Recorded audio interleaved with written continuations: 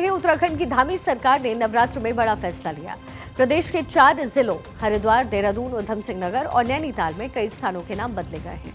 शासन की ओर से इसके आदेश जारी कर दिए गए हैं, जिसके तहत हरिद्वार जिले में 10 गांव और स्थानों के नाम में परिवर्तन किया गया है, जबकि देहरादून जिले के 4 जगहों के नाम बदले गए हैं।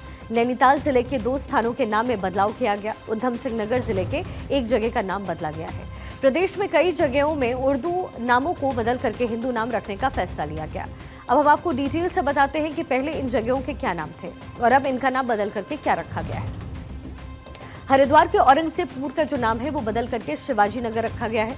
इसके साथ ही गाजीवाली का नाम आर्य नगर रखा गया। चांदपुर का नाम ज्योतिबा फूले नगर रखा गया है। मोहम्मदपुर जट का मोहनपुर जट रखा गया है। खानपुर कुर्सिली का नाम बदलकर बाबा साहेब अम्बेडकर के नाम पर अम्बेडकर नगर कर दिया गया। तो वहीं इद्रिसपुर का नाम जो है नंदपुर किया गया है। खानपुर श्री का कृष्णापुरी किया गया। अकबरपुर फाजिलपुर का विजयनगर किया गया है। असफ नगर का देवनारायण नगर किया गया। सलीमपुर राजपूताना का शूरसेन नगर कर दिया गया। वहीं देहरादून में भी 4 जगहों के नाम बदले गए। राजधानी देहरादून जिले में मियांवाला का नाम बदल करके रामजीवाला किया गया। पीरवाला का नाम केसरी नगर होगा। चांदपुर खुर्द का नाम पृथ्वीराज नगर होगा। अब्दुल्लापुर का नाम दक्ष नगर होगा। आपको बता दें नैनीताल में भी 2 जगहों के नाम बदले गए हैं। कौन कौन सी वो 2 जगह? हल्द्वानी में नवाबी रोड का नाम बदल करके प्रधानमंत्री अटल बिहारी वाजपेयी के नाम पर अटल मार्ग किया गया है। वहीं पंचक्की से ITI मार्ग का नाम बदल करके संघ के संस्थापक गुरु गोलबकर के नाम पर किया गया है और अब इसका नाम गुरु गोलबलकर मार्ग कर दिया गया है। इसके अलावा उधम सिंह नगर में एक नाम बदला गया है। उधम सिंह नगर में नगर पंचायत सुल्तानपुर पट्टी का नाम कौशल्यापुरी किया गया। वहीं सीएम धामी ने कहा है कि लोगों को लंबे समय से प्रतीक्षा थी। वहां के नाम वहां की जनभावनाओं और संस्कृति के अनुरूप होनी चाहिए। साथ ही उन क्षेत्रों के जो महापुरुष रहे हैं और उनका क्षेत्र में जो योगदान रहा है, इसलिए नाम देवभूमि के अनुरूप होने चाहिए थे। सभी के जो सुझाव आए, इसलिए उन नामों की घोषणा अब फाइनली कर दी गई है।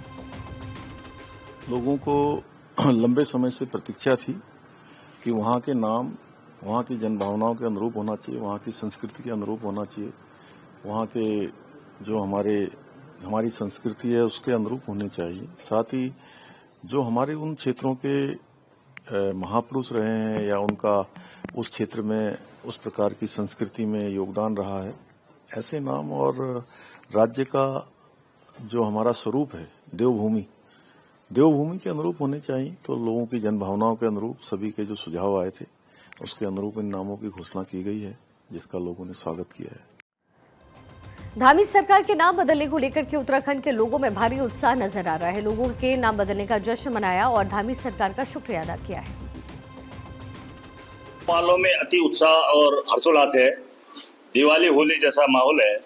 ये गांव वालों के काफी दिनों से मांग थी और काफी समय पहले पूर्व कैबिनेट मंत्री स्वामी तीसोनंद जी के पास हमने खुद भी एक प्रस्ताव दिया था, जिसके बाद उन्होंने इसकी बड़ी पहल करते हुए धामी जी तक पहुंचा और धामी जी ने गांव का नाम बदलने का कार्य किया है। हम धामी जी का और माननीय पूर्व कैबिनेट मंत्री स्वामी तीसोनंद जी का सभी ग्रामवासी और मेरी पंचायत की ओर से धन्यवाद। माननीय मुख्यमंत्री पुष्कर सिंह धामी जी का तहे दिल से इस क्षेत्र के सभी क्षेत्रवासियों के तरफ से हार्दिक धन्यवाद करता हूं। और ये विकास की पहल है। ये आर्यनगर जो बना है, आने वाले हमारे बच्चों का जनरेशन में आगे विकास होगा, क्योंकि अभी तक ये जो हम लोग कहते थे ना गाजीवाली के नाम से हमें कोई कम जानता था। अच्छा, और इसको आर्यनगर के नाम से बहुत अच्छा तरीके से जाना जाएगा और आने वाले टाइम में अच्छा विकास की उम्मीद भी करते हैं। बहुत अच्छा दिखता है, क्योंकि ये गांव गाजीवाली जो था पहले गंगा जी किनारे पे था, वहाँ से उठ करके इधर आया है। और गांव गाजीवाली को एक अटोटा नाम था और पहले ये मुगलों के जमाने का बसा हुआ गाँव है। तो मैं इसमें सभी का धन्यवाद करता हूँ। प्रदेश या के सरकार का मैं धन्यवाद देता हूँ और मुख्य तौर पर तो जो है हमारे स्वामी जी और हमारे प्रधान जी का धन्यवाद। खुशी तो बहुत बड़ी है जी, और खुशी से हमारा गांव झूम रहा है और सभी चाहते थे कि गांव चेंज हो, नाम चेंज हो गांव का। तो बहुत अच्छा लगा है सभी को। 17 जगहों के नाम बदलने पर सियासत भी तेज हो गई है। कांग्रेस ने इस फैसले का विरोध करते हुए सरकार को सुझाव दिया कि वो इतिहास से छेड़छाड़ न करें और अपने काम पर ध्यान दें। कांग्रेस ने उत्तराखंड सरकार के इस फैसले को हिंदू तुष्टीकरण की राजनीति बताया और कहा कि सरकार को अपने काम पर ध्यान देना चाहिए, न कि नाम बदलने पर। कांग्रेस प्रदेश प्रवक्ता ने कहा है कि इतिहास से छेड़छाड़ करना सही नहीं है। उत्तराखंड में नाम बदलने को लेकर के समाजवादी अध्यक्ष अखिलेश यादव ने भी तंज कसा। उन्होंने तंज कसते हुए कहा कि उत्तराखंड का नाम भी बदलकर उत्तर प्रदेश 2 कर दीजिए। भारतीय जनता पार्टी का हर फैसला वोट के लिए, अपने लोगों को खुश करने के लिए। ये वक्फ बिल के खिलाफ समाजवादी पार्टी है, पहले भी थी, आगे भी रहेगी। जिस तरह के संशोधन भारतीय जनता पार्टी कर रही है, वो पूरा कंट्रोल अपने पास चाहते हैं। जो एडमिनिस्ट्रेटिव पावर है, वो पूरा का पूरा अपने पास रखना चाहते हैं। इस देश ने वो समय भी देखा है कि जिस समय एडमिनिस्ट्रेटिव गलत फैसले की वजह से भारत की जो संस्कृति रही, भाईचारा रहा, उसके खिलाफ खाई पैदा की है। आरक्षण एंग्लो इंडियन का छीना, नोटबंदी से रुपया छीना, लेकिन भ्रष्टाचार बढ़ गया, रुपए आज भी निकल रहे हैं। जीएसटी कानून लाए, उधर व्यापारियों का सब कुछ छिन गया। दिन भर वो केवल जीएसटी का चक्कर काट रहे हैं। तो जीएसटी हो, नोटबंदी हो या अन्य फैसले हों, ये छीनने का काम करते हैं, लोगों का कुछ न कुछ छीनने का काम करते हैं। आपको बता दें, जहां धामी सरकार के फैसले को लेकर के एक तरफ राजनीति हो रही है, तो वहीं दूसरी तरफ संत समाज ने इसका स्वागत किया। संत यति परमात्मा नंदगिरी ने उत्तराखंड के नाम बदलने की धामी सरकार की इस मुहिम का स्वागत किया है।